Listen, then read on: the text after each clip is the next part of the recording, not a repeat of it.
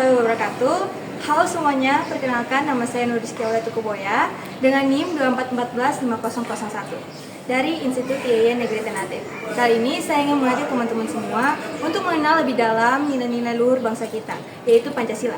Dan bagaimana cara kita menerapkan nilai-nilai Pancasila tersebut di kehidupan sehari-hari, terutama di lingkungan kampus. Pancasila bukan hanya simbol untuk negara kita, tetapi juga pedoman untuk seluruh rakyat Indonesia. Karena Pancasila sangat relevan dengan kehidupan di Indonesia. Untuk itu, saya akan mewawancarai beberapa mahasiswa dan menanyakan pendapat mereka mengenai penerapan Pancasila di kehidupan kampus. Nah, ayo teman-teman kita cari mahasiswa mana nih yang bisa kita wawancara supaya kita menanyakan bagaimana mereka menerapkan nilai-nilai Pancasila di kehidupan kampus. Yuk!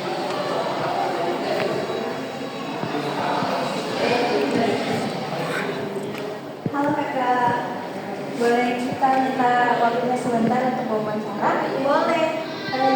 Ayo. Nah, sekarang kita lagi bersama kakak siapa nih? Marsya, Putih. Nah, menurut kakak, bagaimana sih kita sebagai mahasiswa menerapkan nilai sila pertama di kehidupan kampus? Nah, nilai sila pertama itu kan ketuhanan yang Maha Esa berbunyi. Nah, di sini mungkin kita saling menghargai ya keberagaman agama mahasiswa-mahasiswa di sini, dan juga kita tidak boleh kayak waktu jadwal ibadah mereka itu kita ganggu atau kita ajak dengan melakukan hal-hal yang mungkin bertentangan dengan mereka yang mau ibadah. Dan juga dari kampus juga bisa memfasilitasi rumah ibadah. Nah, tapi mungkin di sini itu kan kita mayoritas Islamnya di IAIN Ternate, dan mungkin untuk memfasilitasi rumah ibadah itu menurut saya kurang memungkinkan karena terbatasnya juga mahasiswa yang beragama lain. Nah, mungkin karena kita mayoritas Islam, mungkin itu menurut saya. Nah, tadi juga sudah dijelaskan bagaimana sih cara kita menerapkan sila pertama di dalam kehidupan kampus oleh Kakak Putri. Nah, di sini saya ingin menambahkan saja pendapat saya mengenai sila pertama, nilai sila pertama, yaitu ketuhanan yang Maha Esa. Seperti yang kita ketahui bahwa tentunya kita harus menjaga sikap toleransi antara umat beragama. Tetapi kita sering lupa untuk menjaga toleransi antara antara kita yang seagama gitu. Karena saya melihat di mana sering terjadi bentrok antara umat yang seagama karena perbedaan pendapat.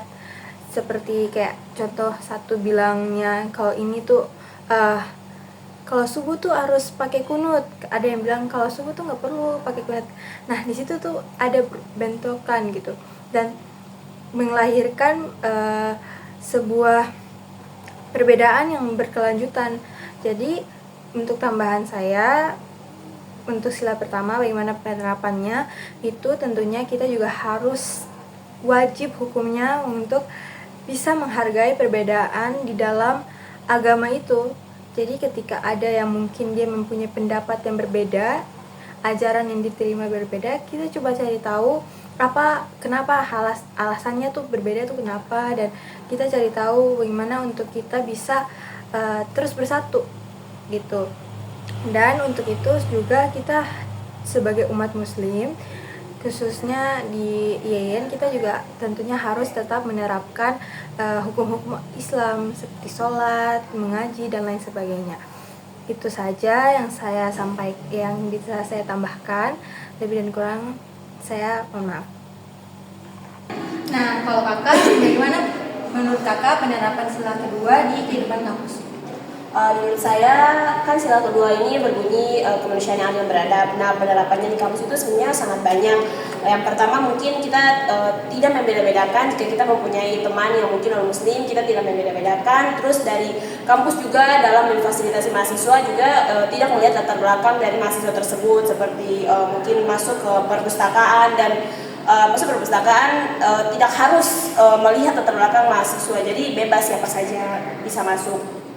Baik, jadi menurut kakak Putri, ini penerapan sila pertama itu sebagai ditunjukkan untuk sikap toleransi antar umat beragama. Dan menurut Kakak Uti, ini merupakan dalam sila kedua itu kita harus bersikap adil kepada semua mahasiswa yang ada di kampus. Nah, kalau menurut Kakak, bagaimana penerapan sila ketiga di kehidupan kampus? Nah, untuk penerapan sila ketiga itu kan Persatuan Indonesia. Nah, mungkin sila ini tuh kita sebagai mahasiswa untuk menerapkannya di kampus bisa saja kita membuat seminar, webinar tentang cinta tanah air supaya tidak terjadi perbedaan pendapat di kampus. Kita juga kan satu tujuan, jadi mungkin lebih perbanyak seminar-seminar seperti membahas tentang sejarah Indonesia, bagaimana juga tentang persatuan, ya itu juga Persatuan Indonesia itu contohnya kalau di kehidupan kampus itu kita melakukan gotong royong. Nah itu membersihkan lingkungan kampus itu juga termasuk salah satu gotong royong, salah satu Persatuan Indonesia di mana kita sama-sama saling membantu agar tidak terjadi pecah belah di kehidupan kampus. Kalau menurut Kakak Uti, bagaimana penerapan sila keempat di kehidupan kampus?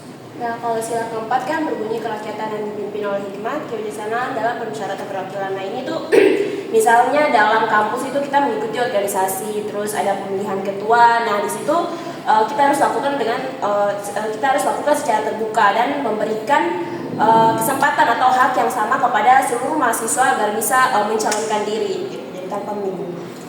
Jadi menurut Kak Putri, sila ketiga diterapkan seperti kita gotong royong di dalam lingkungan kampus ya Kak. Dan menurut Kak Uti, sila keempat ini kita harus untuk seperti contohnya organisasi. Dalam organisasi itu pasti ada musyawarah ya Kak. Nah disitulah penerapan sila keempat bisa kita terapkan. Nah menurut Kakak terakhir, untuk sila terakhir, bagaimana sila pertama diterapkan di kehidupan kampus? Sila pertama, Sila kelima ya. ya. Sila kelima ini kan berbunyi keadilan sosial bagi seluruh rakyat Indonesia. Nah mungkin kalau di kehidupan kampus kita tidak perlu membeda-bedakan satu dengan yang lain. Mungkin seperti keadilan ini, mungkin ada anak dosen yang bahkan melakukan anak dia lebih spesial dibandingkan mahasiswa lain. Nah itu juga termasuk satu ketidakadilan di lingkungan kampus. Nah mungkin untuk para dosen-dosen bisa dengan keadilan diterapkan di seluruh mahasiswa itu dengan tidak saling membeda-bedakan antara anak dia atau keponakan dia atau persepupuan dia atau gimana, ya bisa diambil rata bahwa kita ini memang di sini semuanya mahasiswa.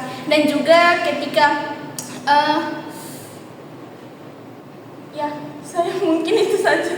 Baik, itu saja penerapan menurut Kakak Uti dan Kakak Putri, bagaimana penerapan setiap sila di kehidupan kampus. Nah, seperti yang sudah dijelaskan oleh Kakak Putri, bahwa dalam sebuah kampus, lingkungan kampus, kita tidak boleh untuk dosen itu memilih kasih gitu ya, antara ponakan dan keluarga atau kerabat lainnya, supaya itu kita bisa menerapkan sila kelima, nilai sila kelima. Dan untuk itu saya ingin menambahkan bahwasannya sila kelima, keadilan sosial bagi seluruh rakyat Indonesia. Itu sama halnya dengan bantuan beasiswa. Nah, di sini pasti teman-teman mengetahui bahwa beasiswa ini diperuntukkan untuk orang-orang yang mungkin ekonominya itu kurang gitu ya. Jadi beasiswa ini hadir supaya teman-teman kita yang mungkin ekonominya kurang, ada permasalahan dalam ekonominya, bisa terbantu.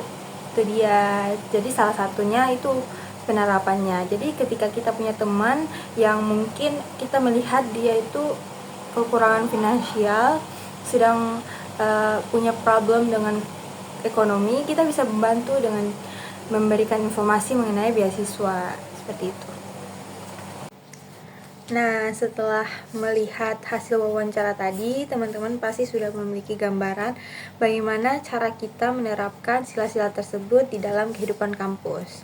Tapi perlu diingat bahwa Pancasila bukan hanya harus diterapkan di lingkungan kampus, tetapi juga harus diterapkan dalam diri kita dimanapun itu. Karena seperti telah dijelaskan bahwa Pancasila bukan sekedar simbol dasar negara ini, tetapi dia juga menjadi pedoman hidup kita. Karena Pancasila diambil dari nilai-nilai luhur bangsa kita yang sudah ada sejak zaman dahulu kala. Dan Saya berharap tentunya kita semua bisa untuk menerapkan nilai-nilai Pancasila tersebut dimanapun dan kapanpun itu. Dan saya berharap jika nanti ada mungkin dari sila-sila tersebut yang mungkin teman-teman melihat atau sendiri merasakan kalau belum bisa untuk menerapkannya, coba belajar menerapkan sila-sila tersebut di dalam kehidupan sehari-hari teman-teman. Seperti itu. Jadi sekian dari saya. Wassalamualaikum warahmatullahi wabarakatuh.